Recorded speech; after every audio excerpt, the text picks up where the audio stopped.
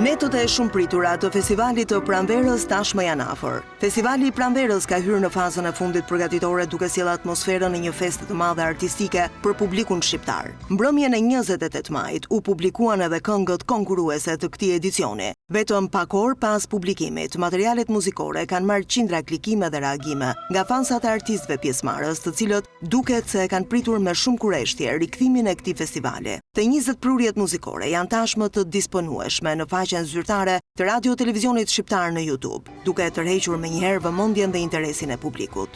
Skenaristi i festivalit të Pranverës, Gent Salihu, thotë se materialet muzikore janë të një niveli të lartë artistik dhe se ishte i pritshëm reagimi i publikut.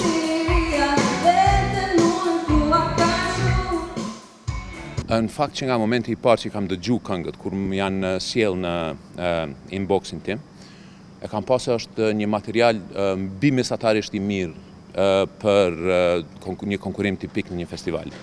Edhe nuk më ka çudit fare se ka pas interesim publikut, se këngët me të vërtet janë të mira, janë këngë ritmike, ka dhe varietet zhanresh.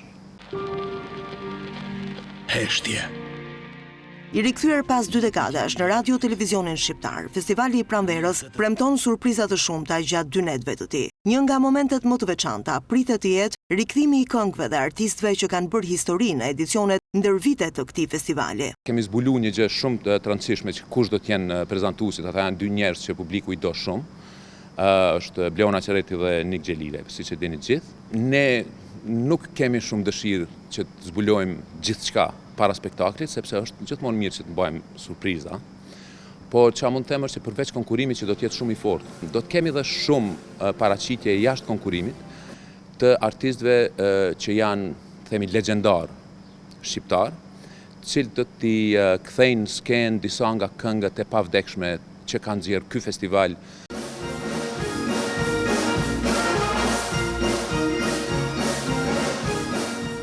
Ndërkohë, puna në Radio Televizionin Shqiptar vijon pa ndërprerje, ndërsa pothuajse çdo detaj i festivalit të Pranverës është drejt përmbylljes.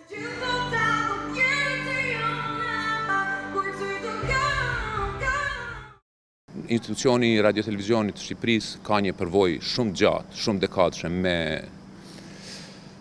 skenimin e spektakleve muzikore, kështu që këtu kemi një makinë shumë mirë të lubrifikuar, domethënë çdo gjë funksionon shumë mirë. Jemi në fazën e fundit, çdo gjë është në kohë, çdo gjë është e saktë. Festivali i Pranverës vjen si një rikthim tek vlerat më të mira të medias publike shqiptare, me synimin për të rizgjuar afrimitetin dhe emocionin mes publikut dhe Radio Televizionit Shqiptar. Festivali i Pranverës do të zhvillohet në datat 6 dhe 7 qershor ekskluzivisht në Radio Televizionin Shqiptar.